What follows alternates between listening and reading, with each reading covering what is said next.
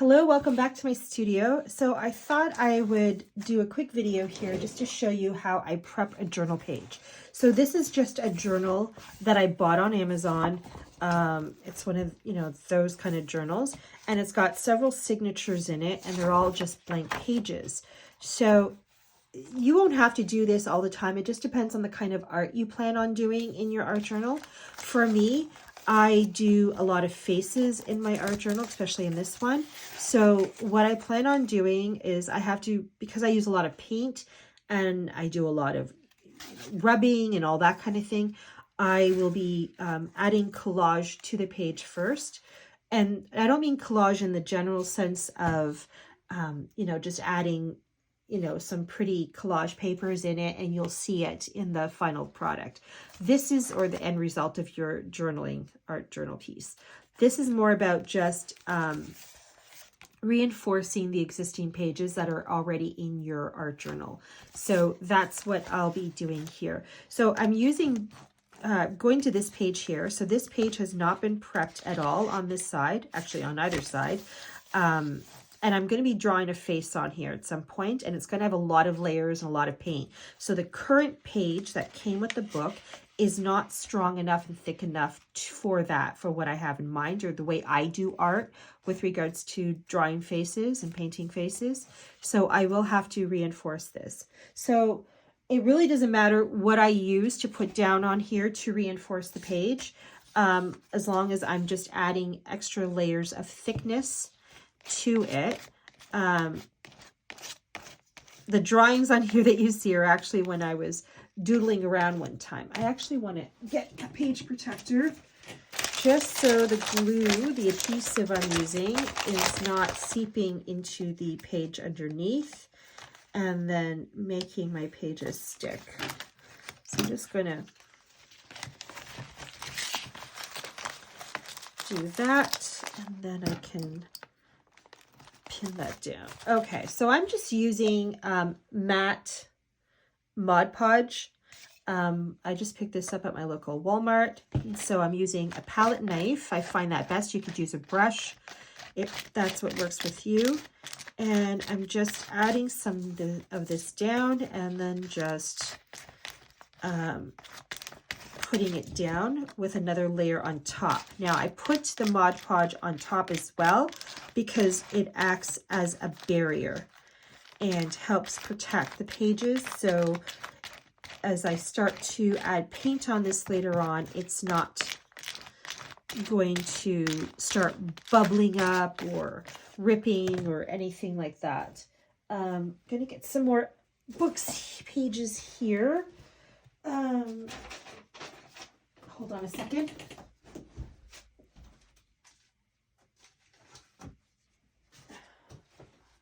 Okay.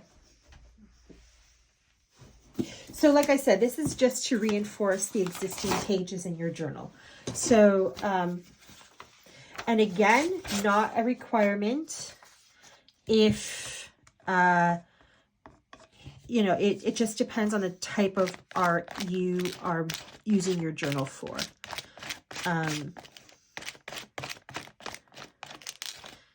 If you're one that just does sketching, that kind of thing, you obviously won't need to do this. Or you might want to collage your page because you want the pages showing through before you sketch. Like I've seen people use book pages and then sketch right on it because they want the letters and the printing showing.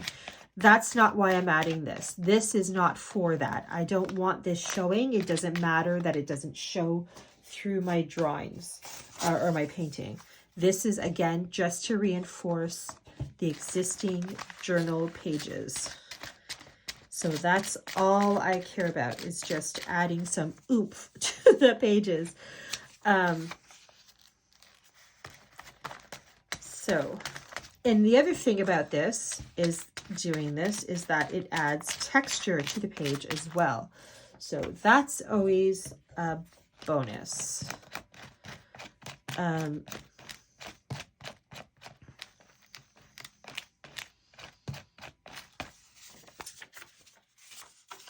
we go. And for me, again, this is about personal preference. I'm okay with the pages going past the collage papers going past the original page, so they're sticking out at the top. I'm perfectly fine with that. As you can see here, I do have that happening anyway. I don't know if I can show that. The pages always kind of go off, and I'm fine with that. I like that book. I like pages sticking out. All right. So I'm just going to keep doing this, and I usually will add more than one layer. And I'm just doing this quickly here because we don't need this to be a long video. And I'm not going to take you, I'm not showing or filming me drawing because where I start to draw. This is not the video, for the purpose for this video isn't for that. There's a bubble under there. I can see the bubble. So peel back, go back, and there we go. If you don't have a palette knife, like I said, you could use a brush. I like using the palette knife because, again, you can, you know, rub it on there and make sure that you're getting all the bubbles out. But if you don't have a palette knife, you could use like an old bank card, an old credit card, that sort of thing, or anything that's got like a straight edge to it. If you could think of something else, that's great. I'm just going to add this here. I'm putting the straight edges along the binding.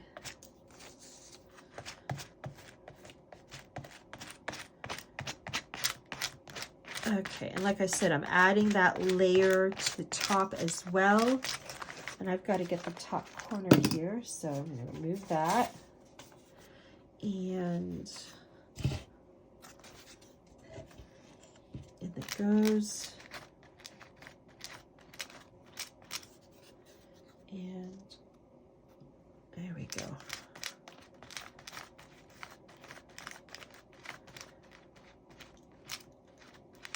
And I think I'm just going to add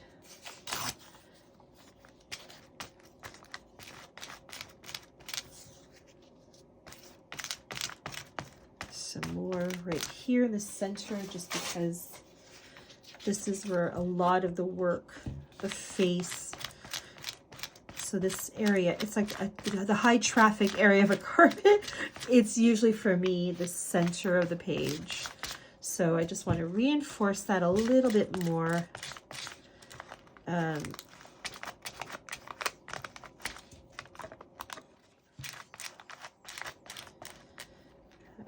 ripped it. That's okay. Just getting.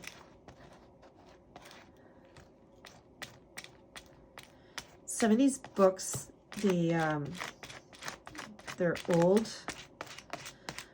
and the pages get fragile, so they rip easily, but that's okay, because this will help them. Okay, I think that's it there, so I'm happy with that.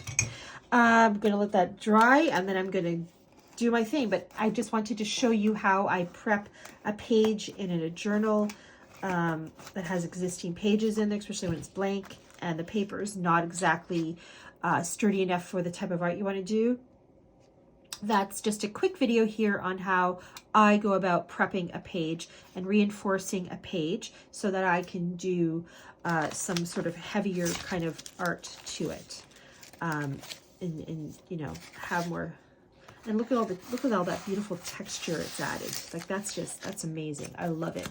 I love it. Look at all that. So anyway, thank you for watching and have a great day. I said have a great day before I added one final thing. The final step for this in prepping your page is once all this is dry, then what I'm going to do is I'm going to take some gesso, again with my palette knife, and I'm just going to lightly put it on. So it's not about a thick layer of gesso. It's a thin layer in gesso, and I don't need to have a full coverage of gesso. I can just, you know, a very, very thin, a lot of scraping, just like what I was doing with the glue, just throwing some gesso here and there. It adds grit back to the page, because especially when you're working with the Mod Podge, I find it kind of adds a bit of a sheen to it, even though it's matte. It has a different kind of surface texture to it, so it won't always work with my paint. Like it just, I don't know, just adds that protective sheen coating. So if I add gesso on top, again, doesn't have to be a thick layer, just a very light scraping of gesso over the pages, then it gives the page back its grit so that it will accept the paints and the inks and everything that I'm going to do on it. So just, I almost forgot to mention that, so I just wanted to come back on here and mention that that one final step is the very thin scraping coat of gesso. So anyway, thank you once again for watching. Have a great day.